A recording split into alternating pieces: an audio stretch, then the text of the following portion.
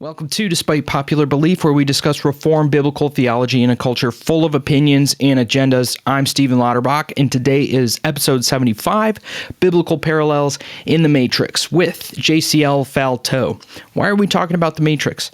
Well, I want to have an author, a science fiction author no less, come on the show. This is a repeat guest. He has probably made the most appearances on this show out of all of our guests to discuss the classic film, The Matrix, with Keanu Reeves. These names in these films have meanings. There are archetypal stories and figures in them of why do we love great stories? Why do we love great characters? There's actually more to it than just the face value. It's almost as if there's something in us that makes us long for a story like that. Very cool stuff. So without prolonging this too much, let's just get right into it.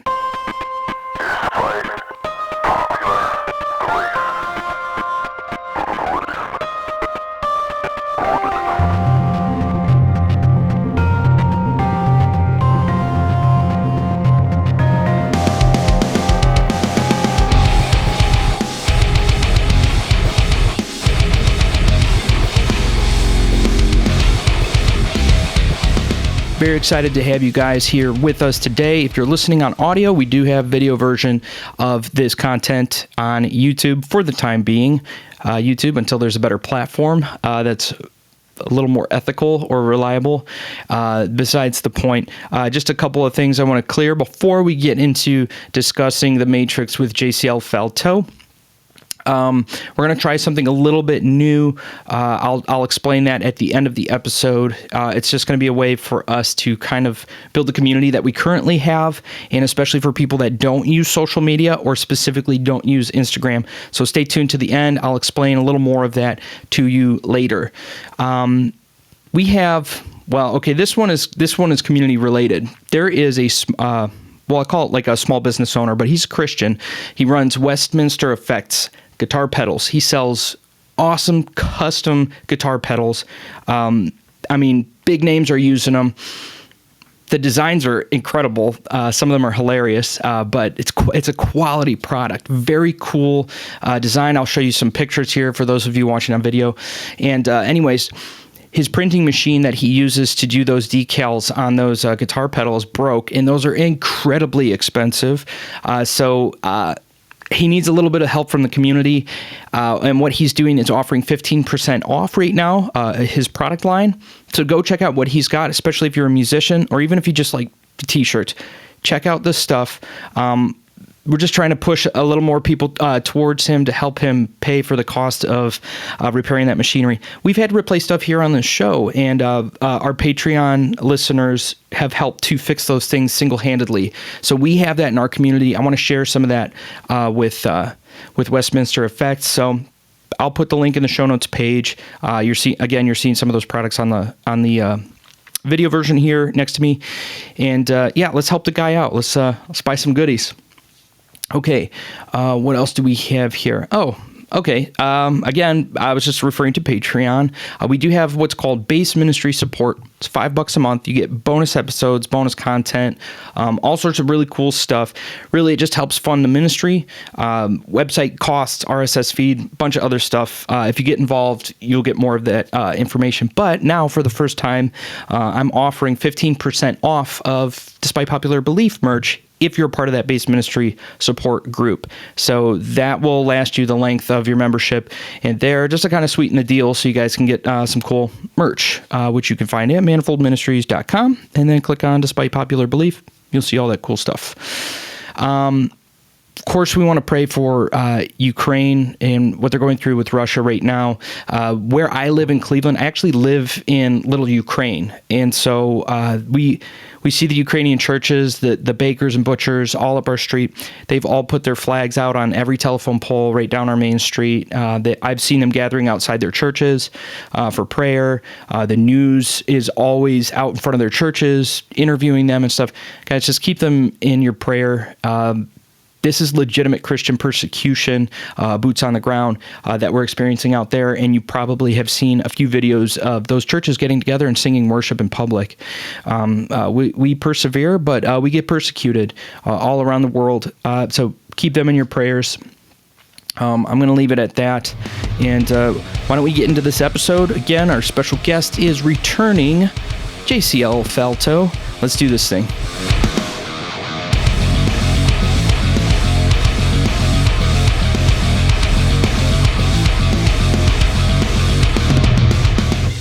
All right, I think that we have the all-time record, despite popular belief, of returning guest, JCL Faltot, the one and only science fiction author, among other things, is joining us again today. I'm very excited to have him, and especially for what we're talking about today. Guys, we are talking about The Matrix featuring Keanu Reeves. Whoa. JCL, welcome back to Despite Popular. I can't even spit out the name of my show. Welcome to the show. How are you doing, man? Thanks, man. I'm doing great. I mean, it is always a pleasure to be on, and I'm glad I hold that title. It's a pleasure and a privilege to hold the title of being the returning guest. So that's good stuff. It's good stuff. Awesome. Very happy to have you here. So everybody, if you're not watching on video, you're missing out. But to our audio listeners, enjoy his smooth, soothing voice. And if you love this episode, you got to scroll back and listen to the other guest appearances that he has on the show. I will link those in the show notes so you guys can get caught up. But JCL, why don't you tell us, just for any of the new listeners, what are some of your other creative projects? What kind of stuff do you work on? What have you worked on? Cool. Yeah. So Josh Faltot, but JCL is my pen name. I've been a self-published author since about 2012. I originally started doing satire. I was doing these really quirky satirical books called Epiphanies, Theories, and Downright Good Thoughts. And then basically through some intervention of God, he was like, yeah, stop doing those and write something else. And so I just shifted towards fiction, more specifically science fiction. And I self-published my first novel about, 6 years ago at this point, called The Road to Mars. So it's available online, and I'm working on the sequel ever so progressively slowly as it would be. But aside from just authoring, podcasting, I've had a podcast called The Writer's Lens for almost 3.5 years now, that I look at storytelling. I look at thematical elements of stories, popular stories, how they inspire us, and in many ways, how the Christian worldview leaks into and influences a lot of stories that we hear in mainstream. So that's the primary one. I also have a secondary one called The Narrative Wars, which is a little more edgy, I like to say. I don't keep up with that one as much. So if you're looking for tons of content there, I don't always go there. Usually if I'm especially angry or ornery, I might have an episode come out over the weekend or something. But that one, I'm really just looking at mainstream narratives and looking at holes in them, or is there a fallacy or truth in it, and just really kind of leaving it up to the listener to make a decision about it. So yeah, those are some of the things I've been up to. So that's great. Yeah, looking forward to that sequel. I still got to read the first book, but I know Dustin Johnson from Christ and Capital blazed through the first one. He loved it. He told me about it, so I need to get caught up on that.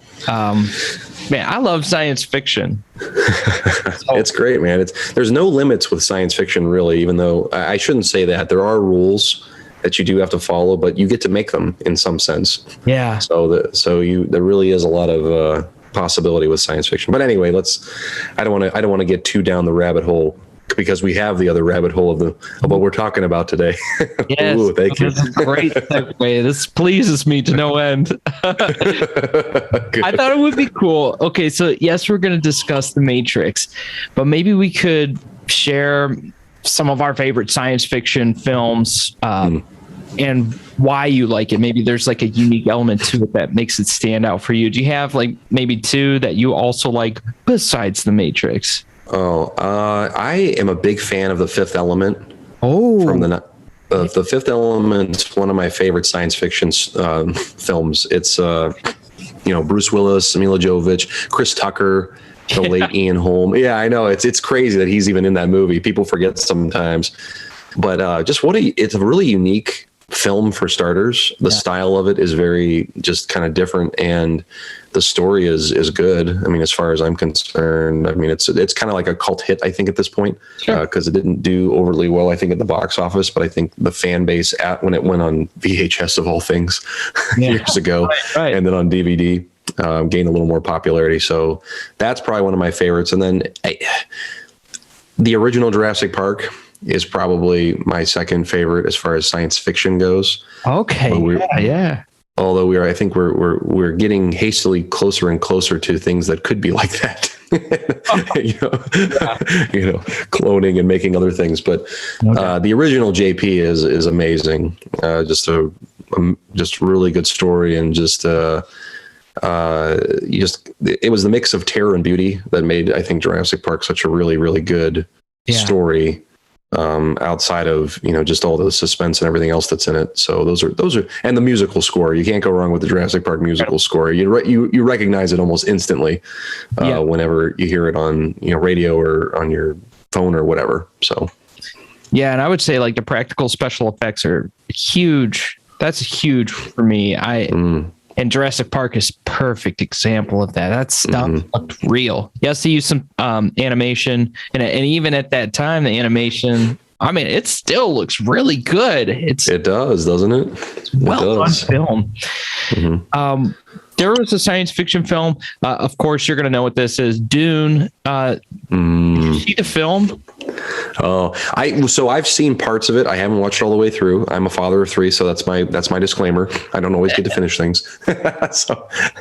Yeah, no, we saw it in theaters and loved the story. I'm familiar with where it came from, at least when the novel came out and like the impact that had. I haven't read the novel. My wife read it, but when I saw the film, I loved the color palette.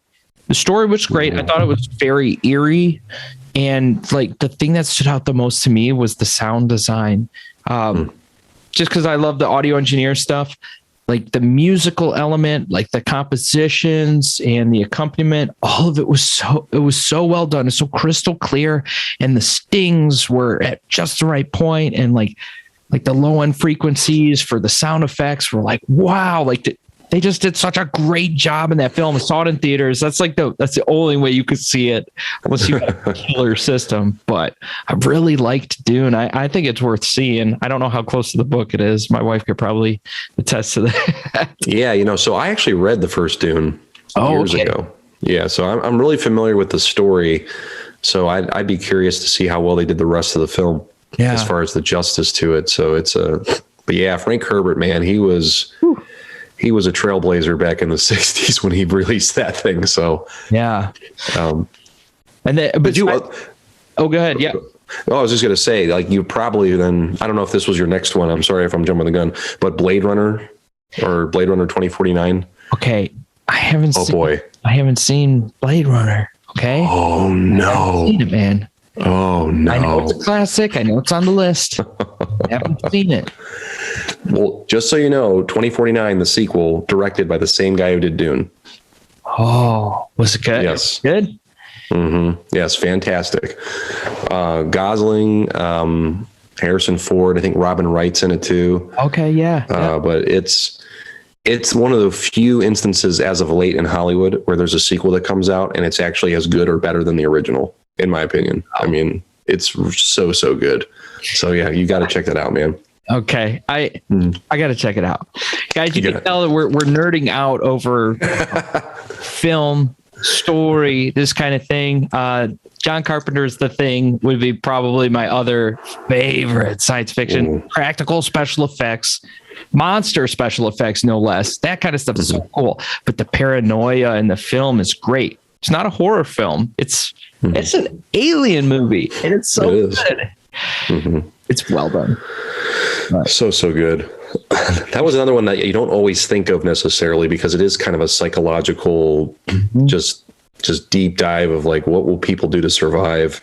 Yeah. And what the human mind does to itself. I mean, it's just, dude, it's good. It's good. It's a great one to watch in the winter, especially if you're feeling cooped up in the house. Like that is literally the setting. They're not a house, they're in a lap, but yeah. And if you're married and you lay down and stare at your spouse and go, "Are you the same person? Are you You've been replicated? Yeah, have you been replicated at all? That's funny. Can you drop some blood in this and I can light it with a match and see if it explodes and turns into it? Guys, you're missing out. If you haven't, I know. I can understand. It's so good. But that leads us to The Matrix, which I think stands out from most science fiction films. Is very unique. And there's a ton of themes in here that actually may have some parallels to some biblical concepts. We'll get into that. But man, The Matrix with Keanu Reeves. I think everybody has got to have seen it by this point. I mean, how old is that film? Is it 20 years old? I want to say it was 1999 or 98 when it came out. Oh. Because I know for a fact the sequels came out in 2003. The Reloaded and Revolutions came out in 2003, because that was my first year in college. And I remember going to the theater to see Revolutions because it was the fall of 2003, because they had the second one come out like 6 months later after the second one. Yeah. So I remember going to the midnight showings for those. So cool. Yeah, it was so I thought it would be great to have an author, somebody that's got the mind for this, that can pick out characters, settings, stories, themes, all that good stuff, and can help explain that, so that maybe when you're watching films, you know things to look for, or maybe you can come back and watch this film and have a higher appreciation for it, because it does go a little bit deeper than you thought. So why don't we start with like the world and the setting of The Matrix? What kinds of things, JCL, do you see that pretty relevant and interesting? Yeah, absolutely, Stephen. So, oh man. So we'll try not to nerd out too much in this episode, but we'll do our best. We'll do our best here. So, in case you were living under a rock for the last 20 years or however long or so, but The Matrix, the world that they throw you into seems like, it's 20th century, 21st century, modern world, skyscrapers, gas cars and cell phones and everything else. But very quickly turns into this sort of like, is someone watching me type of feeling. Mm-hmm. And Keanu's character is getting cryptic messages on his computer, and he's getting these signs to follow the white rabbit. He's being told to do this, told to do that. And the first part of the film is really just kind of like, there's this guy in this mundane setting. He's not doing anything epic with his life. He's not doing anything extraordinary. And that he has kind of almost a double life because he's this computer programmer, And then all of a sudden he finds himself on this weird journey and just following things. And right after that happens, now he's being thrust into with all these strange characters like Morpheus and Trinity and Cypher and everyone else. And then you realize that everything he's been doing is all this simulation and nothing's real. And everything is this matrix, right? Like this big simulation. And he has to quote unquote wake up. He has to take the red pill. And people like using that term now, which is hilarious. You have to get red pilled. You have to wake up. I mean, that's how much of an impact this film has had on our culture. With that statement alone. Take the red pill. Don't take the blue pill. There's so many memes out there of this now, and brilliantly done by the directors and the writers to create this very routine, okay, this is supposed to be the pinnacle of human society, and yet there's this guy, he's bored to death, and he's kind of going on this extraordinary journey to find out, why do I follow the white rabbit? Who's this character? Who's that character? And then he's offered a choice after he's been led along just long enough with all these different things, and now all of a sudden his eyes are opened and he sees the world for what it is. And all of a sudden this feels like a almost born again, like, the spirit has come upon you, and now you see the world differently than you did before. And that's just part of the first part of it is, as far as seeing this through a biblical lens, is most of us, I think, go through our lives going, I don't really know if I'm making an impact. I don't really know if I'm doing what I'm meant to be doing. I don't really know if the things that I see and do have meaning. And God is ultimately inviting us into his story, which is the best story. Mm-hmm. And if you are willing to take the red pill, so to speak, you will see that world open up. And even more so, you'll see the world for what it really is. And that's the strange thing about it, is that Keanu's character, who is Neo, goes from seeing all this, glitz and glamour into, it's a very rugged existence actually outside the Matrix, right? It's this sort of beat down where, we're living as the resistance, but that's kind of almost in the same way as a Christian, it's like, well, I see the world, it's broken and it's bad, but oh my goodness, I have more peace now. There's more joy I can accumulate from knowing the truth, and that's a really interesting juxtaposition there that happens with this story. And that's essentially the setting, I guess, kind of create a sort of a larger meta narrative here of the Matrix, and how well that just sets up this great way to segue into, wow, it's kind of a interesting biblical theme going on here of two worlds and waking up to the real one and everything else. Yeah. And it also brings into play almost like a free will element when the two pills are presented to each. We find out later that it's presented to each character. You have the choice to be willfully ignorant, or to go all in and to see this reality, which I always thought that was cool. I don't feel like I don't think I'm well read enough to really describe the free will. The free will element of it. Do you have any thoughts on that part of like the characters' choices as they try to determine whether they want to be in the Matrix or not? Yeah, so this is a really good, debate, discussion outside of just the Matrix, obviously, this idea of free will versus, predestination. And I think between the two of us, as much as brain power and theological study we've done, we probably won't solve it tonight. Yeah. But through the eyes of a science fiction story, we might get close. So really the thing the thing that the Matrix does really well here too, like you said, is that it presents choices constantly. But it's on the predication that you've already been led here in a sense. And even though you've made a choice, you're kind of trapped almost. Like you only got a few different ways you could go now that you've made this one choice and now you're here, or you made that choice, now you're there. And there could be an infinite amount of possibilities, right? There could be an infinite amount of choices you can make, but ultimately, God knows where, what choice you are going to make, but we don't know what the future is. We personally don't know. We're acting on faith, and we're acting on what we believe God wants us to do, or hopefully, we're moving in that direction. But the Matrix is unique in that it makes it so overt and brings you right into that setting and says, hey, if you're offered this pill or that pill, what's going to make you choose one way or the other? And as an audience member, you're sitting there going, choose the red one. Choose the red. We got to see where this is going. You got to see where this is going to go. And yet, if you were in that seat, the question is, how influenced would you be to actually take the red pill versus the blue pill? Would you be somebody that's like, I'll pass. I'm really not into that thing. And all these signs are kind of weird, and I'm not really interested in that. But for a character like, Neo, he's like, get me out of this routine, or, these things have meaning, and obviously this is true, what's going on, and I have to see where this is leading me. So the next like two films right after and I know I'm jumping ahead, but every film deals with this idea of is it choice or is it predestination? And Neo has the line at the end when he's fighting Smith, which he knows is a losing battle, when he's battling the Smith versus all the other copies. And Smith asks him in that long monologue, he says, why do you persist? He goes, why do you get up? Why do you know if there's an end? Why are you still getting up? Why are you doing this? And Keanu just turns to him and says, because I choose to.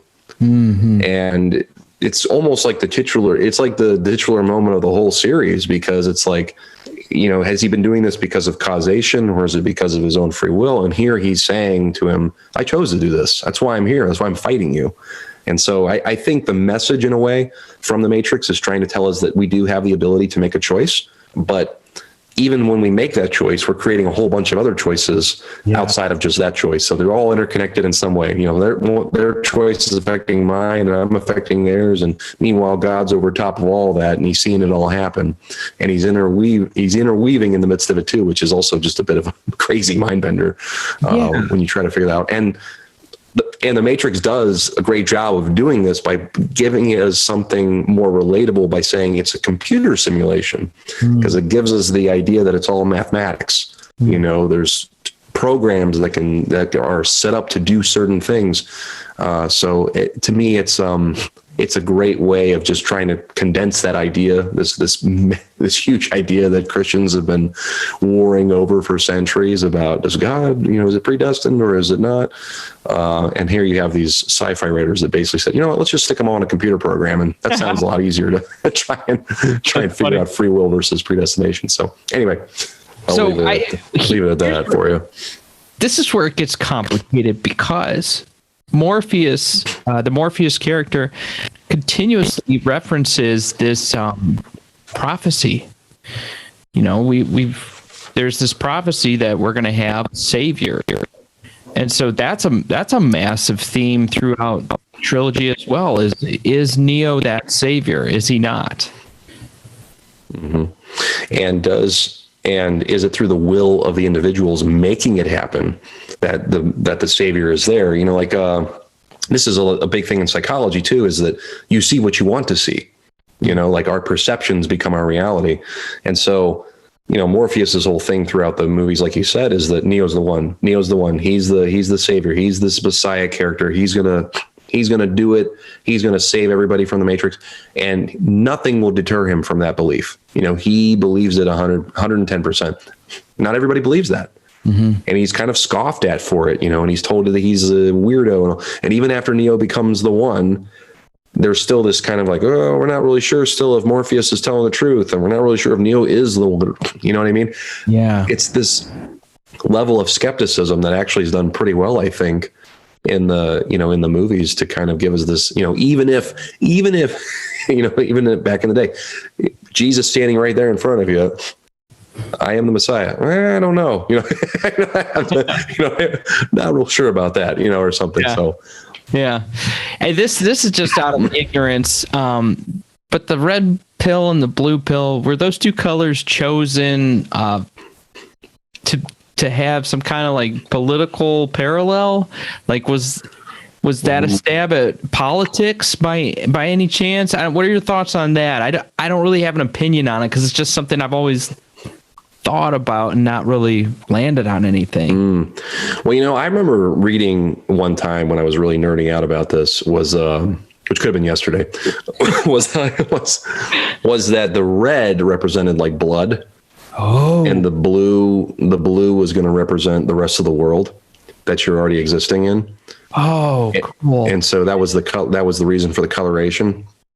So it's, again, it's up to interpretation, I suppose, but, red and blue are also two very different colors.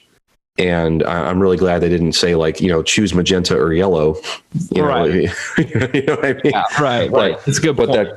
But that color red, I have seen said before that it's, it's supposed to represent blood, choose the blood. Okay. But as far as it being a political thing, yeah, that's really interesting.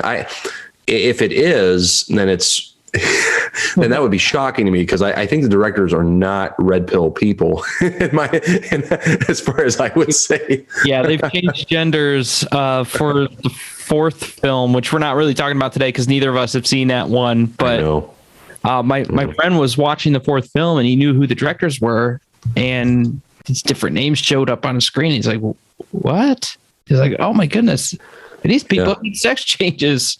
Yeah. But yeah, it's pretty wild. And another rabbit hole. Another rabbit hole for another time. Another rabbit hole for another time, for sure. Okay, so forgive me if I'm skipping over any golden nuggets that you might have for us, but the characters and their names are things that I just thought were generic, at first viewing, second viewing, third, fourth, fifth viewing. I didn't really think about, do these people's names mean anything to the story? Can you tell us about, because you told me about this online. I want you to share this with the listeners here. How do they come up with these names, and what significance do they have? So most of the characters have very significant names for a reason. I mean, and that's pretty much the focus, or that is the theme of the Matrix in general, is everything has meaning. So Neo, before he's Neo, is Thomas A. Anderson. So Anderson technically means from the Greek derivative of son of man. So that's Anderson. That's cool. Thomas, I've read is meant like doubting Thomas. He's very much doubtful of his situation. And then Neo it literally means new. It's also an anagram for one. So if you want, that one's kind of obvious. Yeah. Yeah. And then Morpheus himself, the name Morpheus, it's as far as I know, it's reference to the god of dreams in the Greek. So Morpheus is this big dreamer. He's the one with the most faith, but also his character is very much like John the Baptist. He's this captain of this ship. He's considered to be this great general of the human resistance, but he's constantly like, I'm not the guy. I'm finding the guy, but I'm not the guy. Interesting. And yeah, so he's going out into the Matrix to find him, and he believes he finds him. And, he said, I believe I found the guy. And, in some ways, he teaches him Kung Fu, teaches him how to free his mind. And, again, John the Baptist, he was the one who baptized Christ. So it's, all of these things there are aligned in a very unique way. And Morpheus is probably the most, I don't want to say eccentric, but he is one of the more kind of mysterious characters out of all of the main characters in a way. Yeah, because outside the box thinker, a little bit of a rule breaker. Yeah. I mean, I would have loved it if there was like a scene of him just eating like honey, like, that would have been fantastic. But cool. Yeah, but he definitely has had that. There's been examples of that from other people who have examined the movies. Trinity, I think it almost goes without saying, her name is very specific. She kind of rounds out the three of them, and she is the love interest of Neo, and she's kind of the linchpin in all this. She comes to, Neo's aid and professes love for him, and then she actually is the one who helps resurrect him in a sense. Mm-hmm. If you recall at the end of the movie or the first one, when he's shot dead by Agent Smith, which, real quick interjection, I read once that the time when Neo dies, when he's shot by Smith at the end of the first one, the time it takes between his like shooting or whatever it was and him actually rising up and fighting back is almost 3 minutes. And I don't know if that was supposed to represent like 3 days or something like that. I remember reading about this. I can't claim this is 100% accurate, but I remember reading about it a long time ago. And I remember sitting there with my VHS trying to figure it out. Man, that's cool. If that was true or not. I should have made this disclaimer at the front end here, because archetypes. That's probably what we should have said. We're discussing right now. We're not saying that Neo is Jesus and was having sex with another character, and we're not saying that that's what Jesus did. What we're saying is there are some parallels to the character. There were definitely some influences to the character in the story. I don't want to over explain that, but I do want to make that disclaimer so that people aren't thinking that we think that The Matrix is a Christian movie. We don't think that. No, yes, that's probably a good thing, Stephen, that that you said that. Even if we're about 10, 15 minutes into the conversation, as long as it's said, I think we're covered now. So, okay, so what are your thoughts on Agent Smith? That's kind of a plain name. Yeah, so it's like, and I think some of the other agents were like Agent Johnson, Agent Jax, or something like that. Like they get these very popular names. Sure. And, like a Smith is a play on, the one who was like a Smith in the olden times who, hammered away and I remember reading about that and nothing really significant there outside of it's just a very popular name. And he's meant to be this ego, if you want to look at it from a psychological standpoint, that, he wants to rule everything. He's the anti-Neo, he wants to everyone bow to him kind of deal. He wants to take over everyone. He is the opposite of Neo. And like an antichrist? Yeah, like an antichrist figure, basically. And when he does take over the world, from the third one, everything's in disarray. The Matrix is actually quite boring because it's all him. But he likes it that way. And it's all him, and it's lightning, and there's rain constantly, and it's like this just dreary place to be. And yet he's satisfied because he's there. He's the center of attention, and he controls everything. So he definitely is this antichrist character. and the juxtaposition to Neo. So that's really his significance. And he even says in the first one, which is this brilliant scene with Hugo Weaving and Lawrence Fishburne, when he takes out his earpiece, he tells the other agents to leave the room. If you remember this scene. Yeah. And he's like grabbing Morpheus and he's like, I need the codes to Zion. He goes, I have to break free. I have to get out of here. So he almost has this like, look, I was thrown into this place and I hate it and I don't want to be here anymore. I belong someplace else. And I just thought that was such a good, like, whoa, like that was kind of like demonic in some sense, you know, like the way that it was like presented. cast out of heaven, but still wanting to reclaim that original loft. Oh, interesting. I like this. This is cool. Yeah. See, this makes stories come to life in so much more color. I love picking out archetypes. Anytime I see characters that are supposed to be like a messiah figure, again, not supposed to be a literal Jesus, but like these stories that we keep telling as humans, and these films that are produced and the films that we like to watch, like those stories come from somewhere. They're influenced from something. And yes, of course, they'll sprinkle in like the worldview, they'll sprinkle in the culture.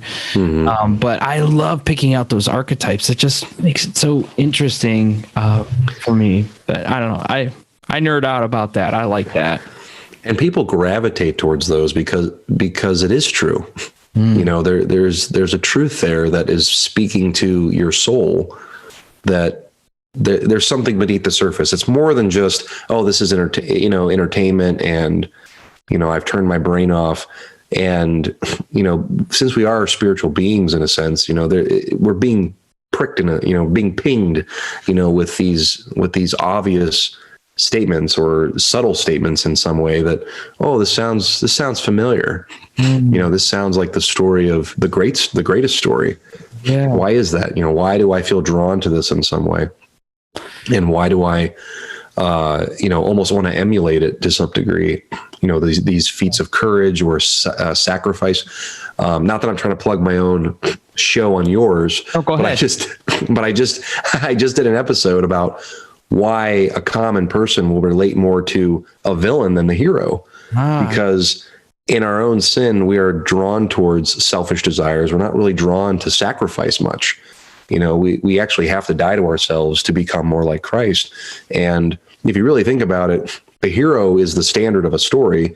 The villain is the one who sacrifices everybody else for his own gain. You know, he's after his own things. And, you know, when you recognize that even in your own self, you can say, oh, wait a second, you know, I don't want to be the villain, even though I may share some characteristics, and I don't want to continue down that path. You know, my horizon is to be more like the hero, who is going to be selfless, who is going to have humility, but is also going to be strong, who's going to stand for truth, who's willing to make sacrifices and be changed for the better. That's what the heroic story looks like. And that's, you know, the story that Christ calls us into. And you're going to see that in good stories. You're not going to see them in the crap stories that they try to shove down your throat and have an agenda and, you know, trying to. They have this checklist of every like thing in the culture that they'd like to squeeze in there. And again, got one of those, got one of these, and we're set. Story. No, I didn't like it because you didn't tell me anything. You didn't tell me a story. And I guess my defense for that would be is like, we always love a character that gets an opportunity for redemption. Why do we love that so much? And how can we see it coming a mile away? Right? We got this character that's like kind of annoying or has made a few bad choices towards the main character and is getting towards the end of the film. And you're like, oh, I bet that guy does a redeeming thing and we're going to feel better about him, but he's going to have to die. Like, why can we tell that that's coming? And why do we like that redemption so much? I mean, it's built into our souls, man. I mean, it's in our DNA. It's you can't escape it. And I know there's, you know, if you were an atheist type or a humanist type and you're arguing, well, it's for the betterment of the community that people will do this, that, or the other. And it's like, man, no, that's No, it's way bigger than that, man. Way deeper and way bigger than that. You guys aren't very good at Community. I know you're lying. No. Sorry, guys. A little bit sorry. Well, I was going to say one more about a character. Go for it. Yeah. So the character Cypher in the first one, who basically is the, he's analogous to Judas, the one who gives, Jesus over to the authorities. Even his name Cypher means to change or whatnot, I believe is what it is. Or no, it's to be in disguise. Is essentially what that name means. And so he literally, gives up Neo to the agents and, gives up even his own crew members. And it's all for him just to return to the Matrix so he can be ignorant again. Yeah. So he trades this thing. Again, very similar in a sense. And it's funny, his last line in The Matrix, this is going to be uber nerdy, but his last line in the first movie is him talking to Trinity about how, he's asking her, hey, look into his eyes and, tell me he's the one. How could he be the one if he's dead?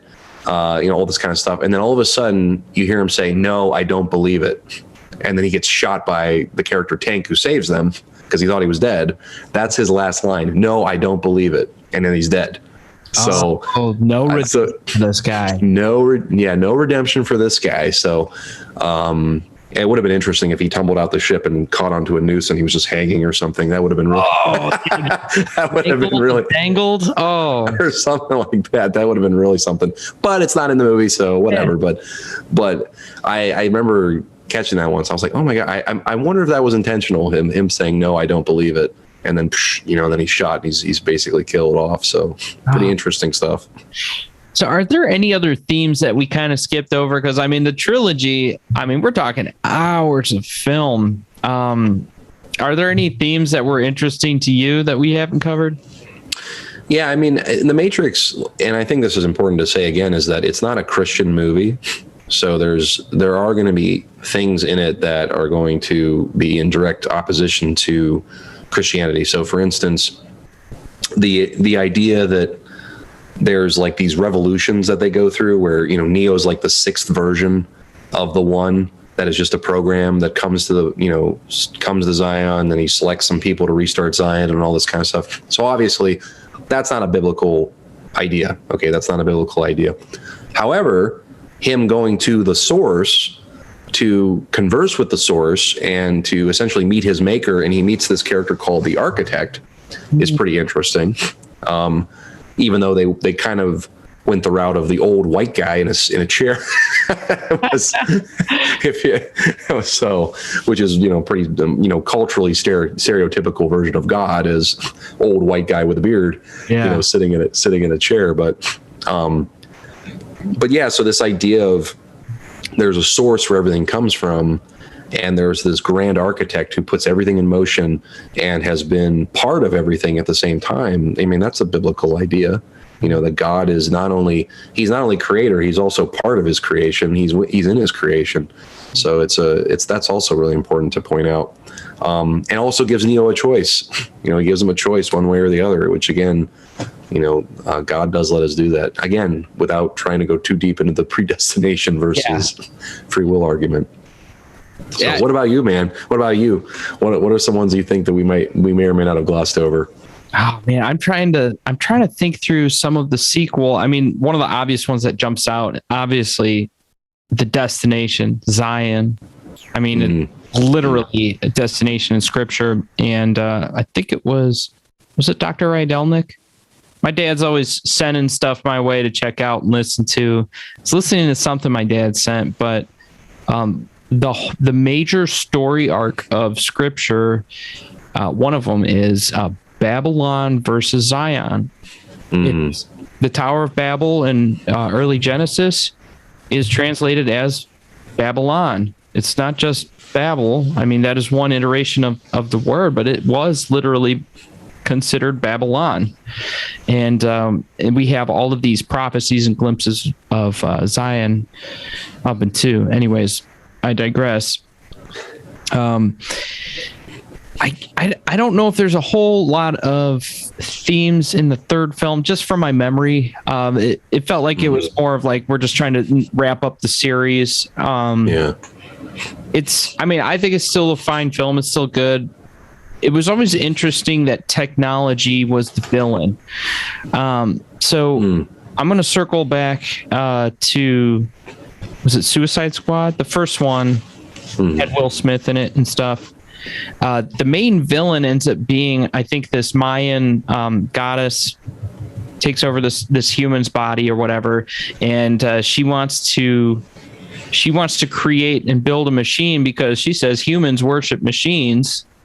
And I always thought, oh, that's kind of lame. Why would she do that? But then the more I thought about it, I thought about all the entertainment we surround ourselves with, all the vehicles that we drive in every single day, to work, for work, from work. Again, using a phone for work, using it for leisure. We really do worship technology. We're obsessed with it. And then it made me think, well, maybe the technology is a great villain. So maybe that film wasn't as terrible as it seems. Little piece of trivia here for you. The studio ran out of budget or ran out of time to animate the little cronies, the little villains that ended up being little eyeball monsters that are like, what is this? This is lame. This is stupid. They were supposed to be parademons. It was supposed to be cohesive with the Batman versus Superman storyline and the Justice League. We would have seen parademons, and the Suicide Squad was going to fight them. That would have been way better. But anyway, so we get to the Matrix, and we have some of the villains that are inside the reality portion, not the Matrix part of things, where it's these like squid looking things, but like that's the villain. So whereas the computer program was keeping people ignorant and happy and fat and satisfied, you get into reality and that's the villain. The ignorance is one side, and then you got the violence on the backside once you see how real it is. And I thought that was kind of cool. Dude, that's really good. That's a really good insight there. Yeah, they call them squiddies or something like that. The Sentinels. Oh yeah, the Sentinels. Yep. Yeah, that's really good. Yeah, that really too is interesting because in the second one, there are programs that are like rogue. They're like rogue programs who essentially went into hiding because they didn't have a purpose anymore and they were being threatened to be erased. And yet for some reason they were allowed to persist for whatever reason because they still maybe had a purpose that nobody knew about. I always thought that was kind of interesting, that was going on within the confines of the Matrix itself, that there were these sort of ancient ideas that were still lingering over people and maybe in a way distracting us too. Like I thought that was kind of neat, is that there was because like Neo battles there's the Merovingian character and he's got all these, they're supposed to be like werewolf vampire kind of characters is what they are. And he defeats them all. He beats all of them. He beats all these ancient mythical things with ease. Yeah. And that's almost in a strange way, a metaphorical, idea that, again, he's not Jesus, but this idea that the Messiah character conquers all of these false myths. Yeah, that's cool. That's cool. To keep people from being totally ignorant. And yet still the real battle is out there in this space, like you're saying, where the Sentinels are just like, they're evil. Like they're out there to try to kill you and you're not even aware of it. You're not even aware that they're behind everything at the same time. So you've got this one front that you're battling and you got this other front over here too. So it's pretty cool. I thought one of the cool characters too was the Keymaker. He almost had like a Book of Eli vibe to him, where like he had the resource of access. He had the resource of access to where you needed to go. And I always loved that character because he was physically weak, but extremely useful. Like they had to protect him like crazy. And that was cool. I like that character. I like him a lot. The second film has that highway combat scene on top of semi trucks and all sorts of stuff. You live pretty close to me. I mean, greater Cleveland area, without giving too much away. There's that stretch of highway out on 71. I think it's 71. They have those tall stone walls on both sides of the highway. I'm always thinking of that fight scene when I drive 71 north back home. It reminds me of that Matrix highway. I love it. Oh, dude. Oh, well, they've been doing so much work on 480, just going east to west. And, I swear if I really imagine it, I could probably imagine a semi truck of an agent, next to me or something like that with the huge space that you have out there. But I've never done that. I've never thought that. No. I've never seen somebody jump on the hood of my car and smash the front end of it either. Never did. No, not at all. So, but yeah, that too. Just, I mean, I just love your observation about technology, though, because that is such a crutch of ours in general. I mean, we all need it in some degree to help us, I guess, get through, life. And then you have the extreme end of that. I don't need any technology, and I'm getting rid of my email, and I'll send you snail mail, and things like, what I mean. Yeah. But there are benefits to it. There are things that are. I mean, obviously, we're doing this via the technology to do a podcast and an interview, and again, it's all in the tool and how you can use it. Are you using it for something good, or using it for some evil purpose? So, I mean, Neo had to pick up a few guns, at the end of the first film to take out some of the baddies, and the gun is a piece of technology. I think he was using it for good. Yeah. And that was the other thing too, is you remember in the first one, Morpheus was explaining to Neo that anyone who's not unplugged is potentially an agent. Anyone could be taken over by an agent if they're not in their right mind, if they've not been unplugged yet, if they're not been red pilled, which is another really interesting biblical theme, because it's this idea, there's an idea of possession here. There's an idea of demonic influence going on. Yeah. That too is also very interesting. And again, all of the agents, as far as I remember, all look the same. There's sort of this conformity thing going on with them that is, in some ways, it's kind of intimidating / scary, I guess, if you're not really sure what to expect from them.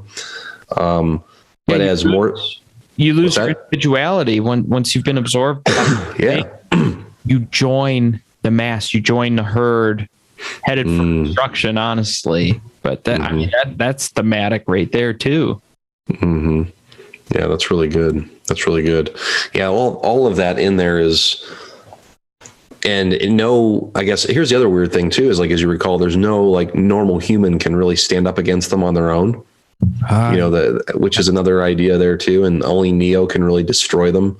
He's the only one that can really just beat them up and absolutely eliminate them. He's the only one that's really capable of doing that. So again, there's more things you can play with there as far as biblical themes and spiritual warfare that come into play there. Yeah. Which we could nerd out again for sure. Keep going on that topic. Oh yeah. Yeah. No, that's really good. I love breaking these down. I'd love to do an analysis on a couple other flicks. I mean, Book of Eli would be a cool one to do. Dude, that's a good one. I love that movie. That's a great one. That's one of my favorite movies. Yeah, man, that's why I love having you come on to talk about this. You help us to think through the lens of an author, of a creator. I really like that. Is there anything else that you wanted to cover? Stuff that we didn't catch, or it doesn't matter if it even rolls back to what we were talking about at the beginning. Oh yeah. So probably a few things. There's many that I could just keep rolling with at this. I actually think I did a paper in college about the Matrix. If I think really hard about it, I think there was something I did at one point. So again, I'm not a Matrix scholar by any means, but I definitely a fan of the original trilogy. One of the things too that I really liked that they tried to play around with, I think it was more so in the second one, was again constantly trying to free the minds of everyone. There was still this mission like, even though your mind was freed, like the goal of Zion was to free as many as possible. Yeah. You know, for a coming war that was going to be coming. So it wasn't this idea that, you know, you save yourself.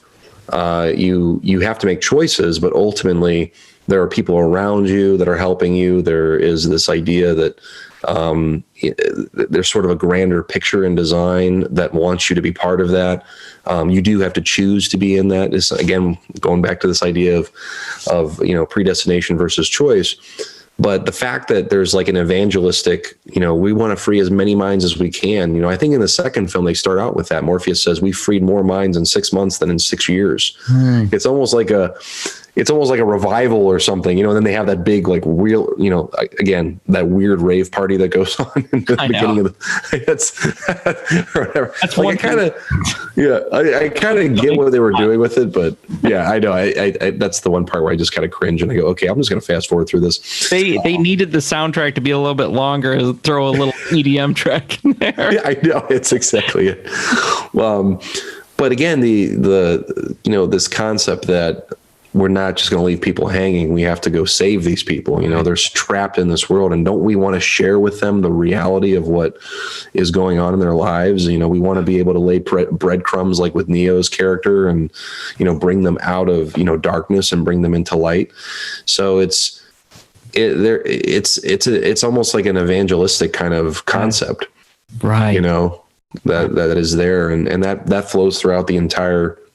All three films is that they're trying to bring people out of the matrix and get them into the real world. And because there's this big battle coming, you know, there's this apocalyptic war where Zion's going to be under attack, and you know, they need all the help they can get to take them down. So I do think that that's a really cool part of the story that really kind of, you know, brings it all the way through all three films. Yeah, no, that's a great observation. Yeah, and I always think of, like, every time that those ships would come back to the dock in the third film, Revolutions, when the families would greet them all and stuff. It's like all these people coming back from the mission field. It felt like, yeah. And one of Neo's arrivals, all of the people that were in safety brought all sorts of gifts and stuff. Once they found out that he was coming, it's like they brought their offerings, and that felt pretty symbolic too. That was. Man, I got to go back and watch these now, man. I'm thinking about this. I know, right? You do. I know, man. I mean, and there's so much more too that we could probably dig into as far as that goes. And then even in the third movie, like when Neo goes blind. Oh yeah. Smith even calls him a blind messiah. He calls him the blind messiah when he's like tracking him, and then Neo, of course, can still see him because there's this sort of weird you know, coloration around Smith that he can see into his soul. Yeah. You know, Neo has that ability to do that, so he can still see even though he can't really see.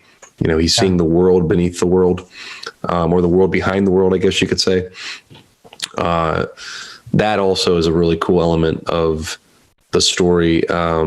And it was at the end of the second one, I think, when he stops the Sentinel with just putting his hand up.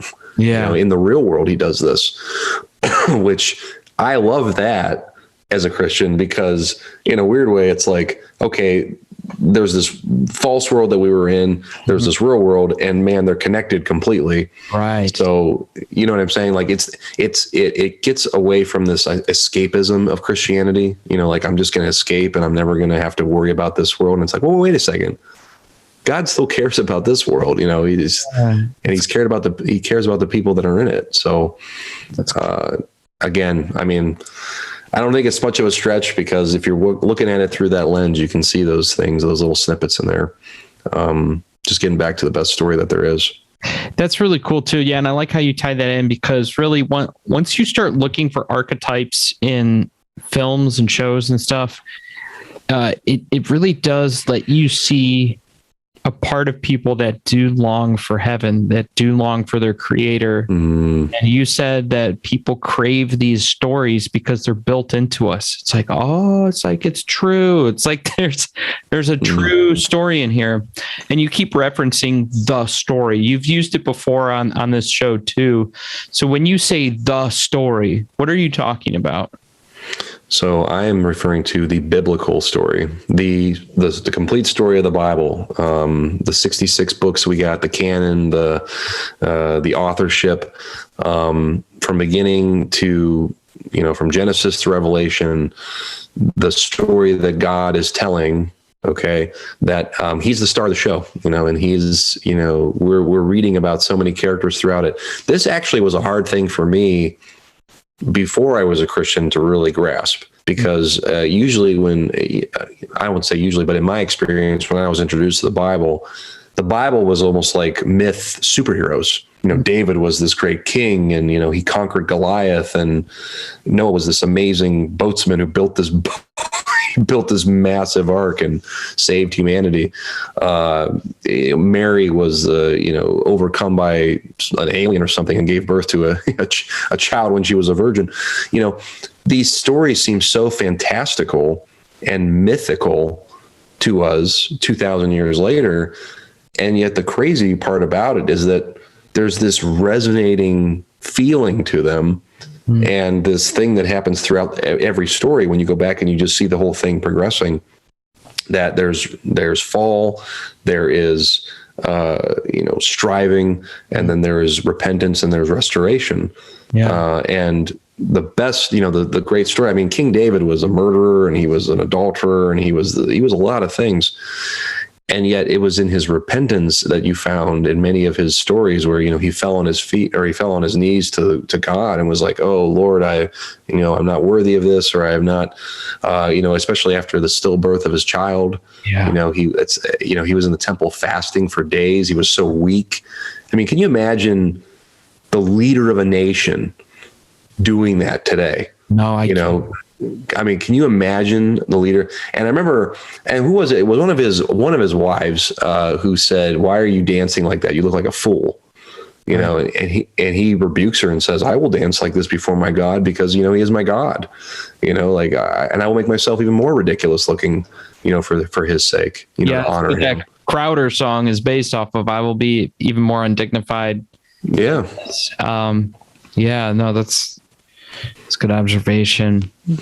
And I'm thinking too, like, scripture seems to call the seemingly unqualified, but really that is part of the good works that God has prepared in advance for us to do. That is the calling that I feel like each person is looking for when they're asking that question: what is my purpose here? What are you called to do? What are you called to do? And we're all flawed people, just like King David. King David just had a cooler upbringing. He did. Took down some bloodlines early on that are pretty savage. And I am just, I don't know if it'll ever be me someday, but if I ever get to bigger times and making films and stuff, I would love to see a big budget story of King David. His early days as a shepherd out there, just, winging at lions and bears and just saving the sheep and all cool. Those, it would be so cool. Very different than your Sunday school morning, with this little guy with curly hair and he's in sandals. With the little he always had a Rambo headband on. Yeah, exactly. Yes. It's like I don't know if I really. This is even more unbelievable, actually. Now that you have this image of him baked into my brain. Funny on a felt board. Oh yeah, man. Yeah. Well, JCL, thank you so much for helping us analyze a classic science fiction film through the use of archetypes and a biblical lens. What are you working on right now? And maybe you already answered that a little bit beforehand, but what are you like? What's your next project? And then where can people find you online? Sure, absolutely, man. So my next big project is to finish my draft for The Shadow of Mars, which is the sequel to The Road to Mars. Is one of my goals this year. So it's been an ongoing goal, but I'm getting there.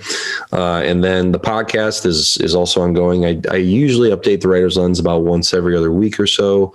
I'm doing a series now called Stories I Like, Stories I Love, Stories I Hate. Oh, cool. And so there's some more thematical elements that'll be coming out through those episodes. It'll be a short little series, maybe 6 or 8 of them that I've got lined up that I'll be doing for the Writer's Lens. And then website is in progress. Again, I've recently switched over actually from one web host to another. And that's been a bit of a pain for me because these things, I just feel like they're supposed to be like that, and you can transfer data. It's not that easy, as I've discovered. But people can find me on Instagram with the Writer's Lens. If you can, get at me on the podcast. I mean, I'm on iTunes. I'm on Spotify. I'm on Google Play. I'm pretty much anywhere you can find me. YouTube. I'm on YouTube as well as the Writer's Lens. So you can find me on most of those sites. I don't do Facebook anymore. I don't do Twitter. Both of which have become cesspools of nonsense. So I stay away from those places personally. Yeah, me too. But that's what I got going. And I do have a goal to write and self-publish. I'm going to self-publish this year a short story. Great. I have a short story that I've been working on for a while that is an abortion story. Wow. So I really want to get that out this year. Let me know when that's ready. We'll get you on here. Love to help you get that promoted as well. I'll put all the links and stuff to the stuff that you're mentioning here, your social media links, all that good stuff on the show notes page at manifoldministries.com. You just find, despite popular belief, find the episode that we're talking about right now, and all that good stuff will be in there. Again, JCL, thank you so much for your time. I had a great time reminiscing and nerding out with you.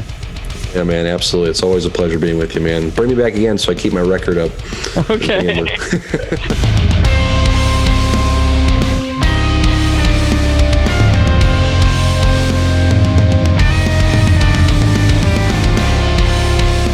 Guys, thank you for sticking with us this far. I explained at the beginning that I had something new I wanted for us to try. Now, our show notes page lives at manifoldministries.com. This is a Manifold Ministries podcast, and you can find other content creators on there, very similar to this one, but each one has a unique angle. Very cool stuff. But at the bottom of each show notes page is a comment section. Now, early on, people did leave comments in there, but we haven't seen anything in a long time. If you're listening to the show or watching it, you must have internet. So my idea was that instead of just always having this community on Instagram or social media, why don't we start to congregate in that comment section after each episode, and I'll give you guys a prompt or a question of some sort. And what I'm hoping is that we can all meet on there and read some of the feedback from people who listen to the episode, and let's get a conversation going.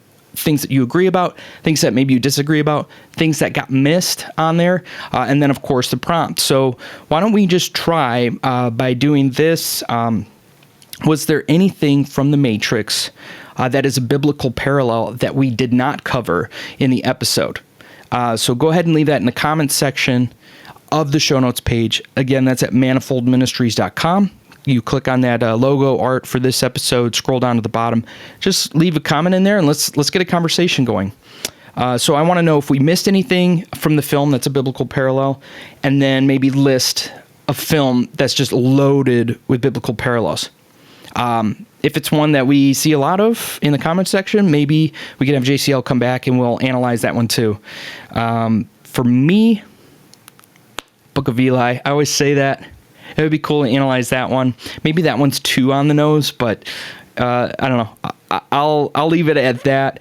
And then the final thing I'll just leave with you guys, I've released a couple of new merch designs. I put out a Bee Killing Sin series. So there's a couple pieces of merch on there. I believe most of it's embroidered. No, one of them's not. Anyways, 5-panel hats with the embroidered Bee Killing Sin. And that's, of course, a famous quote from John Owen. And then I've got some embroidered denim wash shirts with that design on the front. And then I just released a baseball tee with 3/4 length sleeve with a variant design of that saying as well. So check some of those designs out. Again, those are at manifoldministries.com. And yeah, that's all I got for you all. Hope you enjoyed. I'll catch you later, and stand before kings.